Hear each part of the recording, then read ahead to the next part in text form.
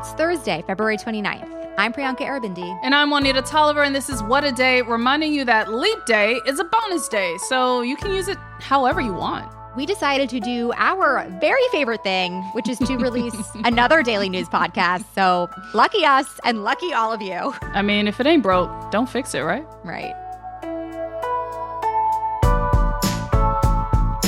On today's show, we tell you what to watch for when both President Biden and Donald Trump make competing visits to the Texas-Mexico border. Plus, scientists say they documented for the first time ever humpback whales having sex. The plot twist is that Republicans won't like who is doing the humping. Okay, y'all made me say a pun. Absolutely not. They will not like it, and Juanita will not like the pun.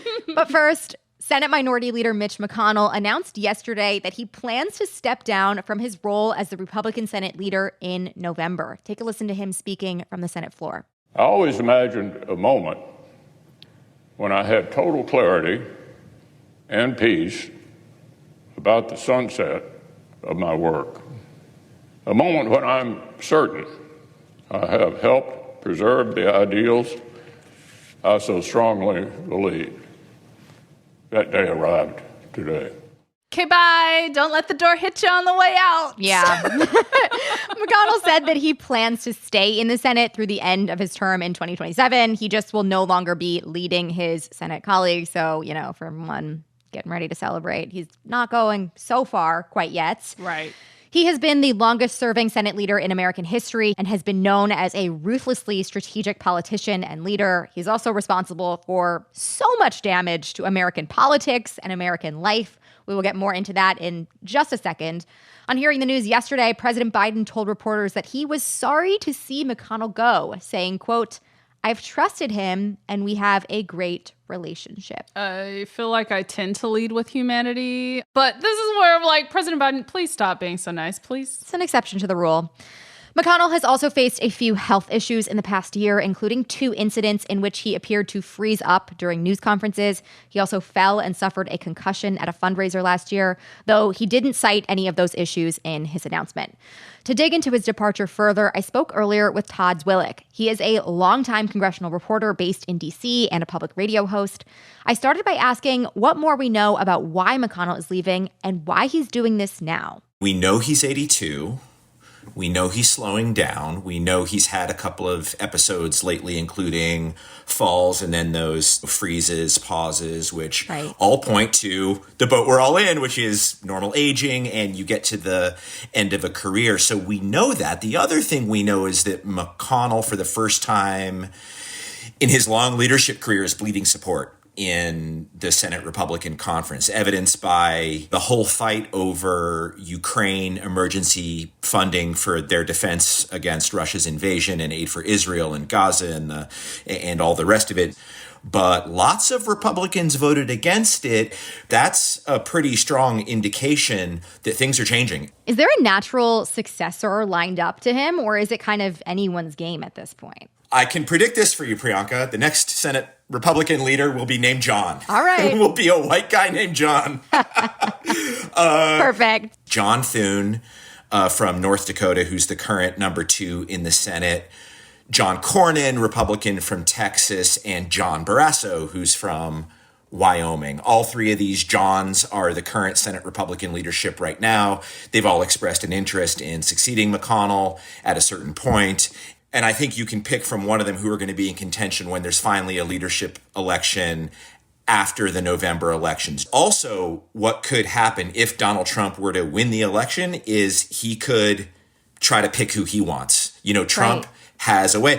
That kind of thing traditionally doesn't fly in the Senate. The Senate traditionally hates outside influence of any kind on its prerogatives and its leadership elections.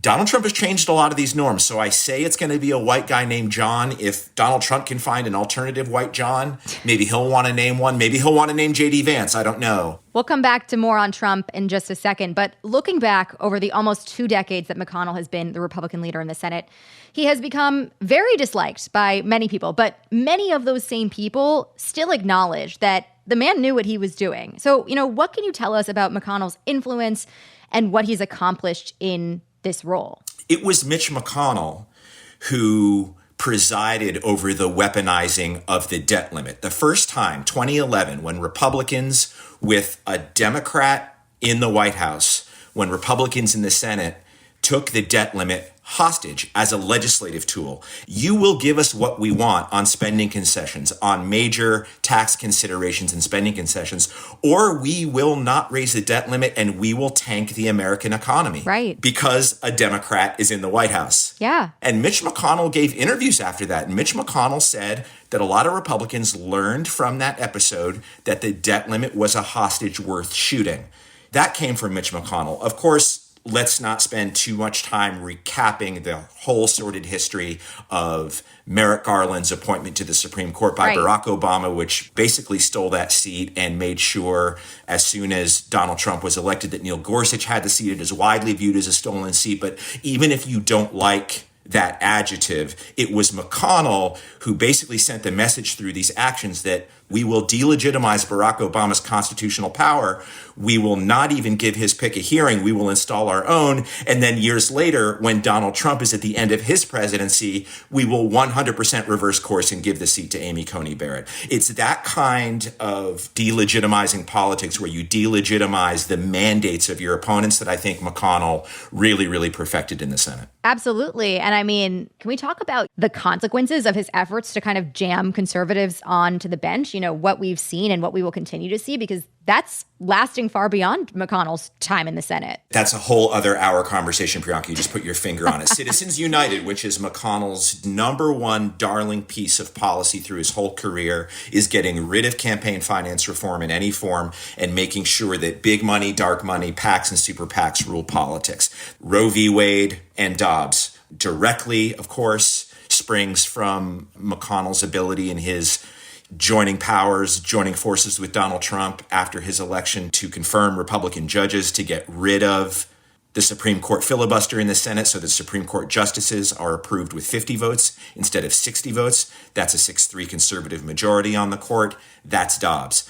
His legacy on the court, I'm glad you brought it up, is going to far outlive his stint as majority leader on the Senate and probably his life. Oh, yes. We will be dealing with the mess. And I know you mentioned Trump earlier. Let's talk about McConnell's relationship with Trump and what it's like today. I mean, there were reports earlier in the week that he might endorse Trump. They famously don't like each other.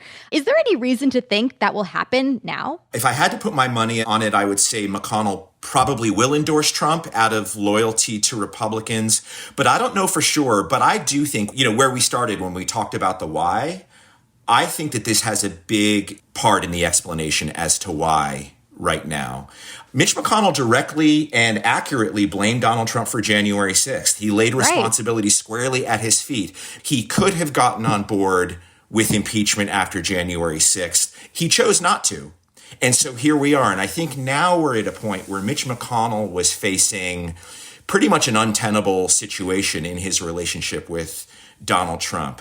He either endorses him for president and does so with glaring hypocrisy, given that he was the one who said impeachment's not appropriate. That's what the criminal courts are for. It was Mitch McConnell who said criminal conviction is the remedy here. Well, criminal conviction is now part of the potential reality. Yeah. And for Mitch McConnell to have endorsed Trump now would have been a glaring piece of hypocrisy. And had he not endorsed, he risks absolute war with Donald Trump, probably a lack of support in the Republican conference, and an ignominious end to an otherwise, at least to traditional Republicans, illustrious career.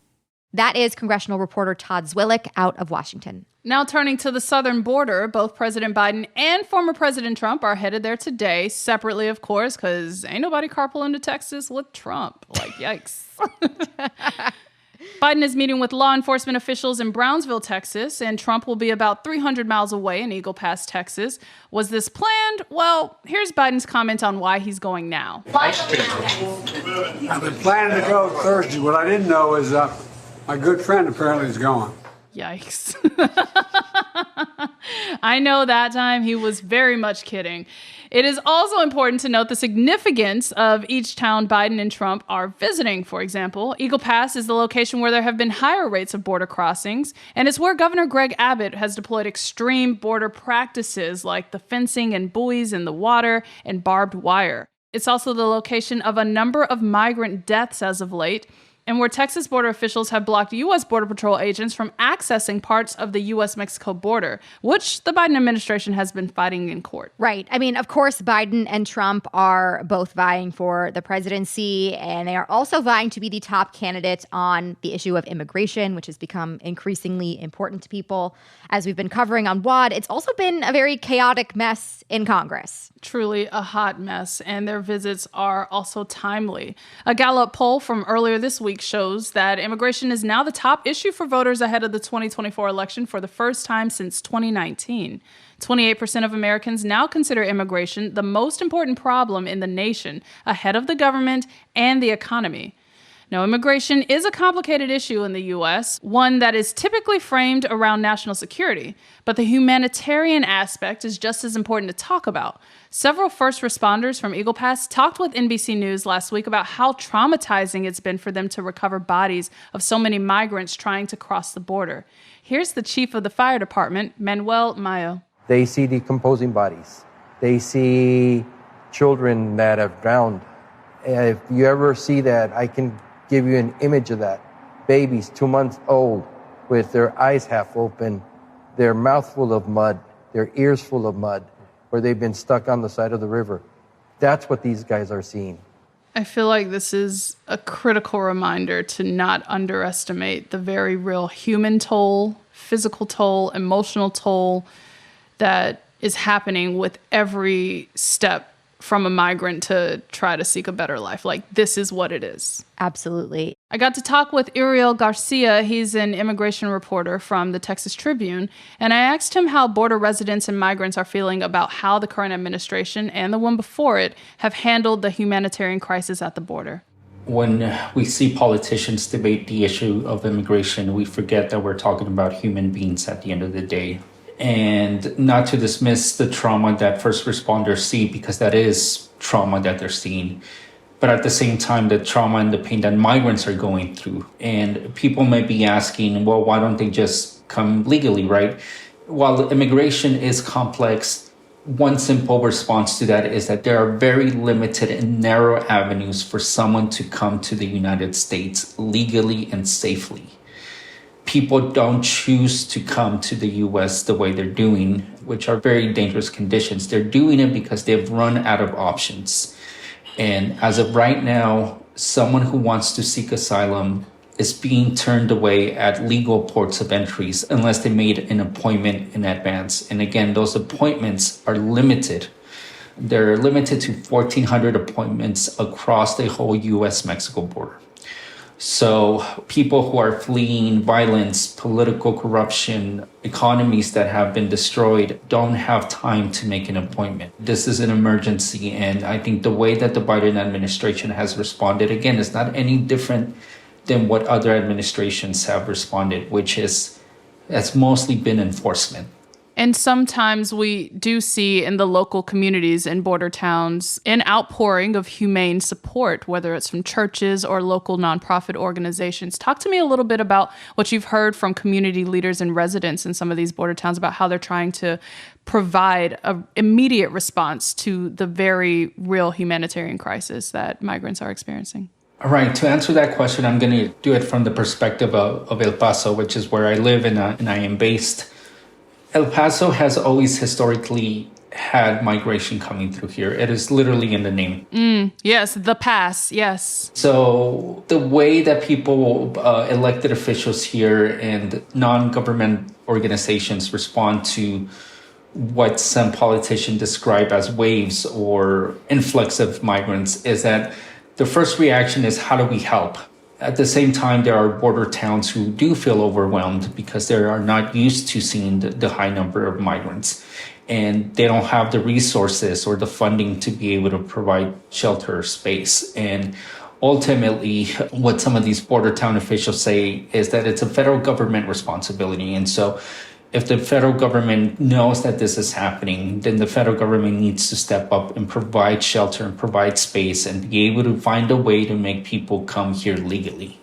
Of course, it's more complex than that because I think everybody wants people to come here legally, regardless of where you stand on the political spectrum. The problem is that there's no political will to want to solve the issue. Trump explicitly told House Republicans not to approve this latest bipartisan immigration bill, right? It is an easy thing to campaign on both sides. And at the end of the day, what's at stake here is human suffering. Right. And thank you for bringing it back to solutions because let's be real, in that bipartisan agreement, Republicans got a lot of very extreme policy components added into that language. Sticking to the politics of this moment, though, how can today's visits from both Biden and Trump really impact their campaigns around the issues of immigration, especially considering voter engagement in Texas and across the country on Super Tuesday? I think it would be a good opportunity to be able to provide some solutions, right? Even though there's a lot of political rhetoric being thrown around, some of that political rhetoric is not based in reality. And the problem with that is that we are really overlooking what the issues are, some of the material issues that are fixable. I think what makes the issue of immigration complicated, it's not so much sometimes the jargon or the way the laws are written, but also the politics around it, right? And there's a lot of blame being thrown around. I don't expect that this visit is going to be monumental and that all of a sudden both candidates are going to come to an agreement or provide solutions. Like I said earlier, both parties use the issue to campaign against each other. That was my conversation with Uriel García, an immigration reporter from the Texas Tribune, and that's the latest for now. We'll be back after some ads.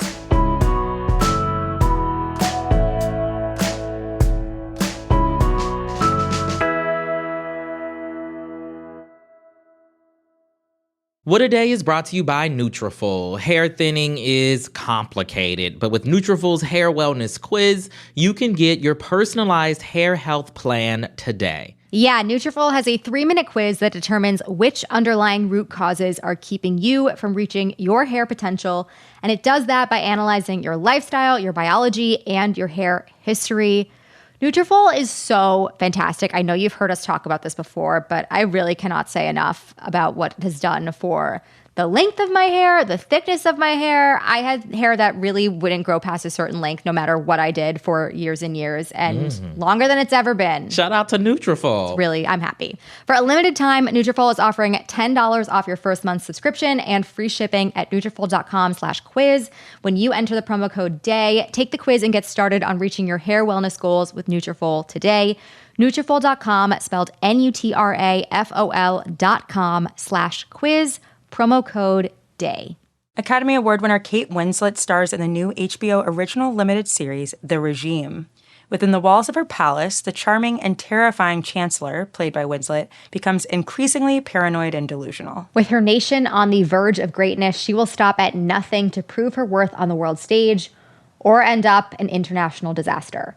From executive producers of Succession, HBO's The Regime premieres this Sunday on Max. From amazing 5-bedroom, 2-story homes to beautiful 2 bedrooms with office space, Celebrity Homes has the perfect home for you. Our homes come with amazing features, vaulted ceilings, sprinkler systems, quartz countertops, designer light packages, and more. Plus, Celebrity Homes is proud to offer our new exclusive closing package. Get a refrigerator, washer-dryer, garage door opener, instant access to Wi-Fi, professionally installed blinds, and up to $3,000 towards closing costs. Yes, it's all included. Visit CelebrityHomesOmaha.com today. Let's wrap up with some headlines. Headlines. Some major updates out of the always busy Donald Trump legal drama complex. First, the Supreme Court agreed yesterday to weigh in on whether presidential immunity protects Trump from being prosecuted for his attempts to overturn the 2020 election. This is a major win for the former president, who sought Supreme Court intervention earlier this month after a lower court in D.C. roundly rejected his immunity argument, which his legal team advanced in the context of special counsel Jack Smith's election subversion trial. For those who wanted to see Trump be held accountable for his shockingly anti-democratic conduct before the November election, this is bad news. The Supreme Court has put Jack Smith's trial on pause, and the justices won't begin to evaluate Trump's immunity claim until April 22nd, which the New York Times estimates will push back the resumption of his criminal trial until late September or October. So get ready for a very rough time in the weeks leading up to the November election. I don't like an October surprise. No, no, no. Also yesterday, an Illinois judge ordered Trump be removed from the state's primary ballot, citing the insurrection clause in the 14th Amendment. But the judge put her own order on hold, anticipating an appeal. The Supreme Court is currently considering a similar challenge to Trump's eligibility from Colorado. Wrapping up the Trump crimes beat, at least for today, there's some happy news for those of us that like to see the former president pay. Literally.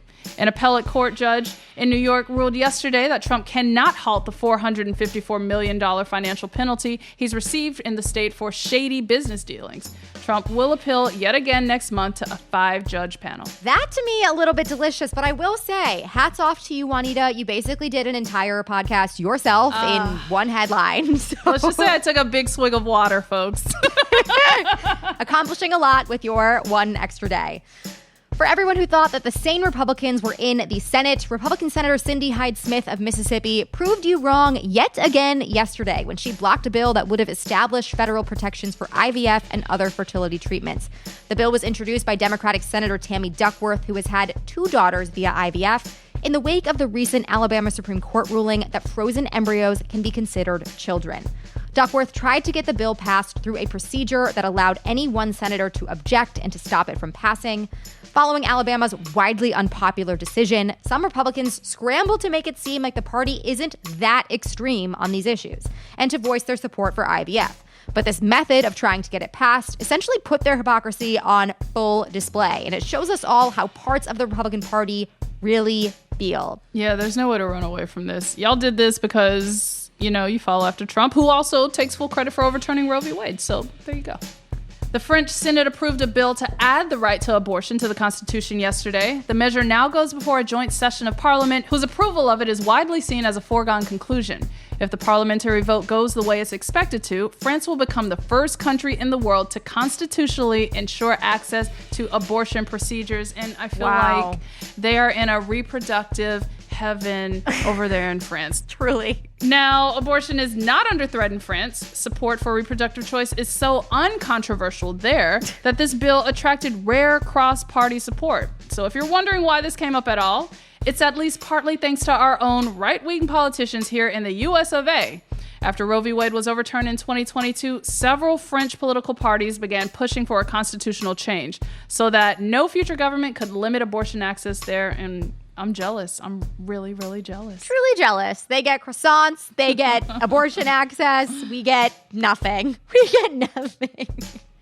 And finally, an important update for nature lovers. 2 humpback whales stayed true to their name when they were photographed having sex, becoming the first of their species to ever be caught in the act. These historic lewd photos were captured back in 2022, but they were only published this week in the journal Marine Mammal Science. Even though recording equipment has been around for a while now, and whales for even longer than that, the journal's authors stated that humpback whale sexual behavior has been, quote, mostly a mystery until now. To make the discovery even more special, the 2 whales whose act of love is now a part of science history were both males. The researchers behind this study suggested that same-sex copulation between whales could provide a way to form social alliances or perhaps to assert dominance. Another theory we've been batting around, it could just be for fun. Casual mammals hooking up. I'm into it. I also wonder what the conversation was like between the scientists watching. Like, what were they asking each other? Were they like screaming at this moment happening in front of them? I want to know. God only knows. I don't know if I want to know. I mean, I hope these whales are okay with their copulation being just available for human consumption now. Right. I don't know. And those are the headlines. One more thing before we go. In the mood for unexpectedly sore abs from laughing too hard? Tune into Love It or Leave It's new miniseries, What a Weekday. Every Tuesday, John Lovett sits down with Cricket staff members to make fun of the latest news to come out of our insane political nightmare factory. Cue Fox News revolting over Biden eating ice cream. You can catch What a Weekday and a bunch of other exclusive content on Love It or Leave It's YouTube channel.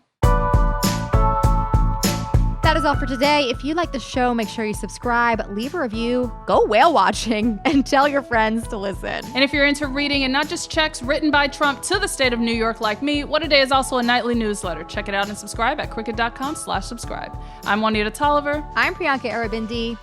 And do something fun for Leap Day. What are you going to do, Priyanka? I already did my fun activity. I already made the podcast. Probably just make another one. I'll probably get myself a little treat if we're being honest, but like the threshold is low for what I need to do to get a treat. Treat yourself. Exactly.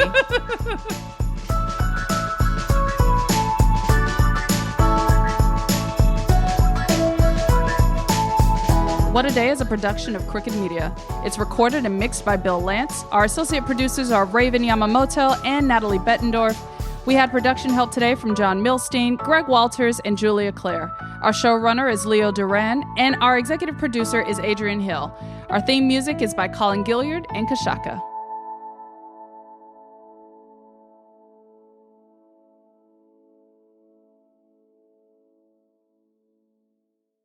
From amazing 5-bedroom, 2-story homes to beautiful 2 bedrooms with office space, Celebrity Homes has the perfect home for you. Our homes come with amazing features: vaulted ceilings, sprinkler systems, quartz countertops, designer light packages, and more. Plus, Celebrity Homes is proud to offer our new exclusive closing package. Get a refrigerator, washer-dryer, garage door opener, instant access to Wi-Fi, professionally installed blinds, and up to $3,000 towards closing costs. Yes, it's all included. Visit CelebrityHomesOmaha.com today.